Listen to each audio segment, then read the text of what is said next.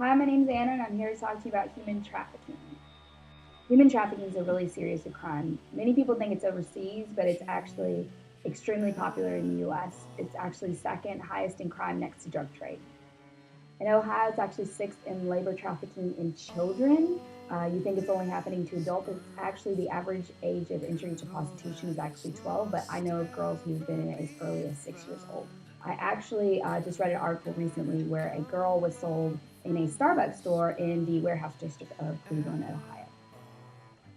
When I was 17, I was tricked by a 40-year-old man, and he tricked me when I was taking guitar lessons with him.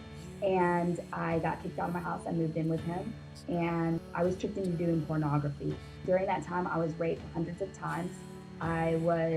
It was all cataloged. I found out years later he was running a business. I was drugged. I don't really remember a lot. I was also left cuffed to the bed, no food, no water. There was evidence of me also being gang raped. I would wake up, I didn't know what happened to me. I just would wake up, I knew something was done to me.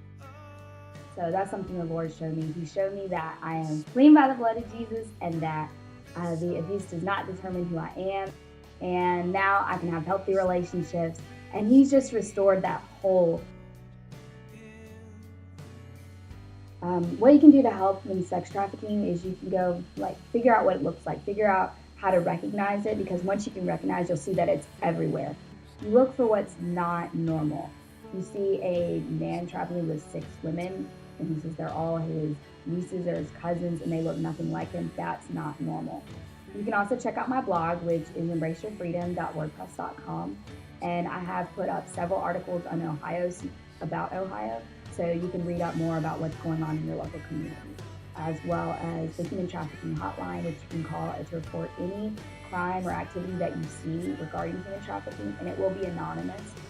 I've called several times, and they have always been very professional and very helpful and answered lots of questions I've had.